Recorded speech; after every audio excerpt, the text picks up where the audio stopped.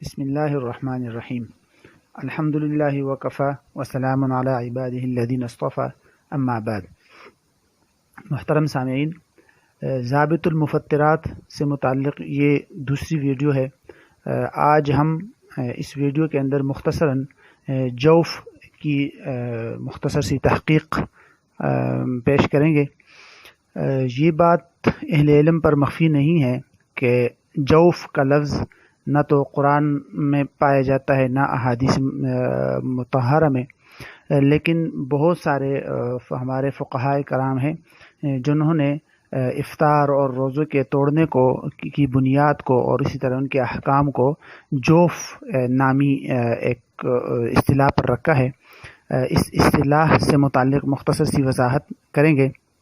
فقہاء کرام فرماتے ہیں کہ جب روزہ توڑنے والی چیزیں یعنی کھانا پینا یا اسی طرح دوا وغیرہ، وہ جب خارج سے انسان کے بدن کے اندر جوف میں پہنچ جائے تو تب انسان کا روزہ فاسد ہوتا ہے اور انسان کا روزہ ٹوٹتا ہے۔ یعنی خارج سے کوئی چیز انسان کے بدن کے اندر جوف کے اندر پہنچ جائے تو تب انسان کا روزہ ٹوٹتا ہے۔ اب وہ جوف کیا ہے؟ تو جوف کی لغوی تحقیق الگ ہے اور اس کی مطلب اس کا معنی بیان کیا جاتا ہے کہ انسان کے بطن اور پیٹ کو بھی جوف قرار دیا گیا ہے، اور اسی طرح انسان کے بدن میں جو بھی خلاء ہے اس کو جوف کہا جاتا ہے۔ اس سلسلے میں فقہاء کا مسلک اگر ہم دیکھیں تو ان کی عبارات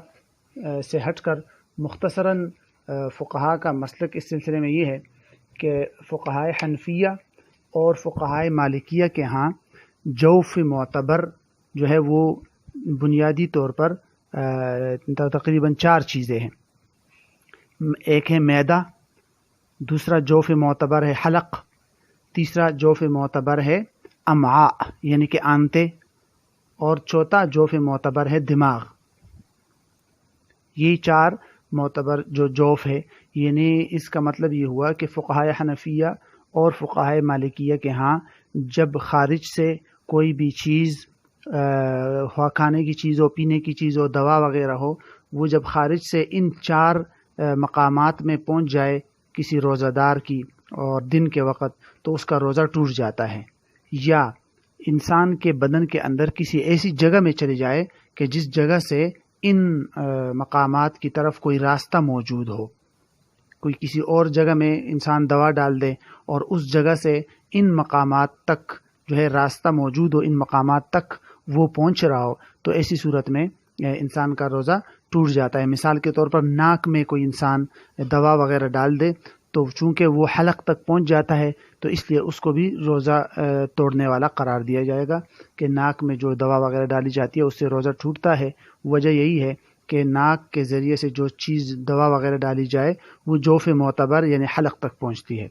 تو فقہاء حنفیہ اور مالکیہ کی رائے یہی ہے کہ جب کوئی بھی چیز انسان کے معدہ، حلق، آنتوں یا دماغ تک پہنچ جائے گی تو اس سے انسان کا روزہ ٹوٹ جائے گا۔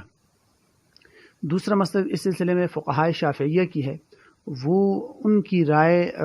ذرا عام ہے۔ انہوں نے انسان کے بدن کے اندر ہر قسم کی خلاء کو جوف معتبر قرار دیا، خواہ وہ خلاء یہی 4 ہو جو فقہاء حنفیہ نے بیان کیے ہیں، معدہ، حلق، آنتے، دماغ وغیرہ، یا ان کے علاوہ کوئی بھی دوسری خلاء ہو انسان کے جسم میں، تو وہاں اگر کوئی چیز جائے گی تو اس سے انسان کا روزہ ٹوٹ جائے گا۔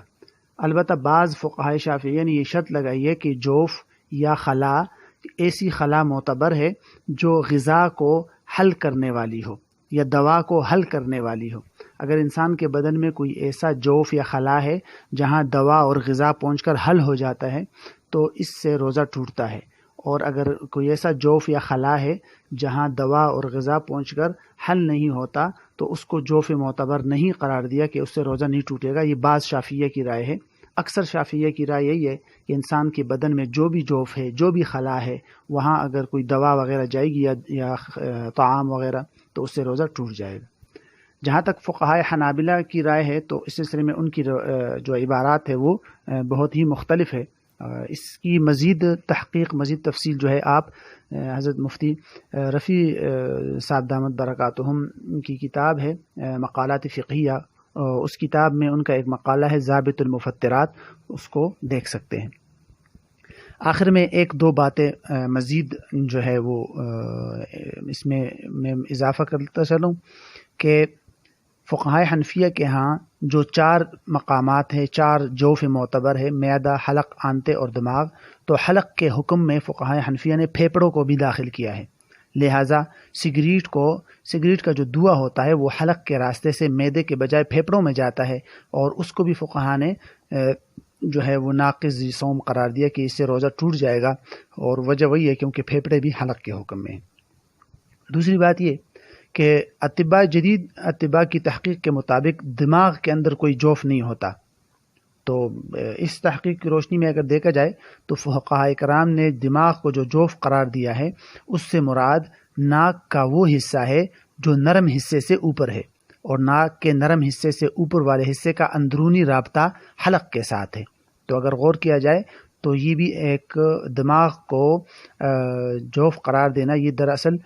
حلق کو ہی جوف قرار دینا ہے، کیونکہ ناک کے اوپر نرم والے حصے سے جو راستہ ہے وہ حلق تک پہنچتا ہے۔ حنفیہ میں سے امام ابو یوسف رحمۃ اللہ علیہ کے نزدیک مثانہ بھی جوف معتبر ہے، دیگر امام ابو محمد اور امام ابو حنیفہ رحمہ اللہ کے ہاں مثانہ جو ہے وہ جوف معتبر نہیں ہے، اگر مثانہ تک کوئی چیز جائے گی تو اس سے روزہ نہیں ٹوٹے گا، جبکہ امام ابو یوسف رحمۃ اللہ علیہ فرماتے ہیں کہ مثانہ تک اگر کوئی چیز جائے گی تو اس سے روزہ ٹوٹ جائے گا۔ تو خلاصہ یہ ہوا کہ فقہاء حنفیہ کے ہاں جوف معتبر 4 چیزیں ہیں بنیادی طور پر، وہ ہے معدہ، حلق، آنتے اور دماغ۔ تو اس کا مطلب یہ ہوگا کہ مفطرات یعنی روزہ توڑنے والی کوئی چیز، پانی، کھانا، دوا وغیرہ کوئی بھی چیز انسانی جسم کے باہر سے کسی بھی ان 4 اجواف میں سے کسی بھی معتبر جوف کے اندر پہنچ گئی تو انسان کا روزہ اس سے ٹوٹ جائے گا۔ السلام علیکم ورحمۃ اللہ وبرکاتہ۔ بسم اللہ الرحمن الرحیم۔ الحمدللہ۔